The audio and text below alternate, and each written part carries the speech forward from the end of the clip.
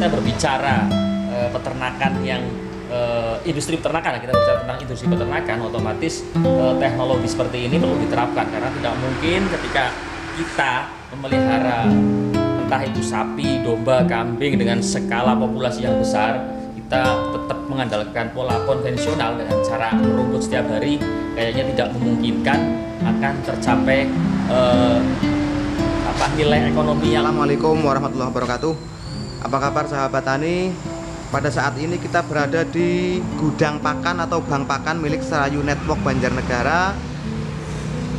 Pada video sebelumnya kita sudah review tentang rumput Gamma Umami, beberapa kelebihannya dan keunggulannya. Dan ini adalah salah satu produk daripada Gamma Umami yang sudah menjadi silase. Oke teman-teman petani, kita cari tahu bagaimana proses produksinya, bagaimana nutrisinya, dan bagaimana hitung-hitungan harganya terhadap produk dari Gamma Umami ini. Kita akan ketemu Mas Yoga. Apa kabar Mas Yoga? Kabar baik Mas. Ini adalah metode yang cenderung lebih modern, yaitu bagaimana kita mengelola bahan pakan menjadi pakan yang representatif untuk peternakan modern.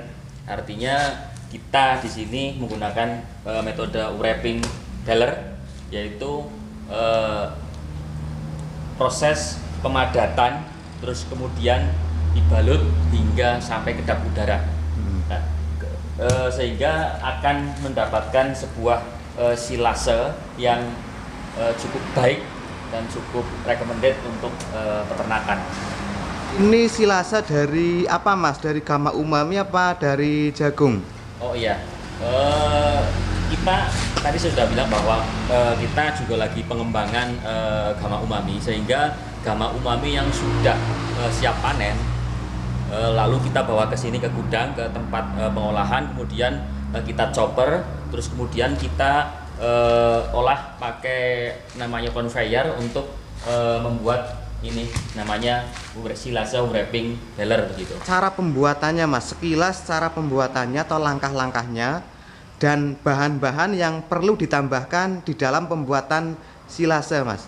Oke, begini, dari awal kita panen lah ya, panen terus kemudian kita bawa ke tempat pengolahan, kemudian kita chopper dengan mesin yang bisa memproduksi hasil rumput yang telah dicacah sekitar 0,5 mili. Tujuannya apa? Biar kambing atau domba lebih lebih gampang nyerna kayak gitu. Terus kemudian untuk proses pembuatan silase ini kebetulan kita tidak memakai probiotik atau bahan lain, karena metode yang kita pakai karena benar-benar kedap, sehingga kita hanya mengandalkan enzim di dalam hijauan tersebut untuk memproduksi memfermentasi hasil olahan yang sudah di wrapping. Apa termasuk dari rumput yang dibuat silase itu pengaruh apa tidak? Oke, untuk Gamma Umami karena dia kandungannya juga sudah cukup bagus kandungan nutrisinya, yaitu protein sekitar 11-14% tadi yang sudah saya sampaikan. Ini kurang lebihnya istilahnya tidak begitu tidak begitu penting banget atau tidak begitu fatal ketika kita tidak menggunakan campuran dari unsur lain. Tapi lebih baik apapun jenis rumputnya tetap prinsip protein, karbohidrat, serat, mineral itu harus dicapai. Kemungkinan ya kalau enggak mineral ya kita kasih protein atau karbohidrat sebagai bahan campuran, tapi cukup dengan sedikit campuran aja sudah mencukupi karena nutrisi sudah tinggi untuk Gamma Umami. Berarti kalau hitung-hitungan biaya dengan Gamma Umami lebih murah ya Mas, lebih efektif? Iya, karena kandungannya juga sudah lumayan cukup tinggi. Terus ini kan produksi skala besar. Di Banjarnegara banyak sekali peternak yang kemungkinan akan berorientasi dengan ternak yang jumlah banyak. Apakah ini juga dijual ke peternak di luar Serayu Network atau bagaimana Mas? Iya, oke.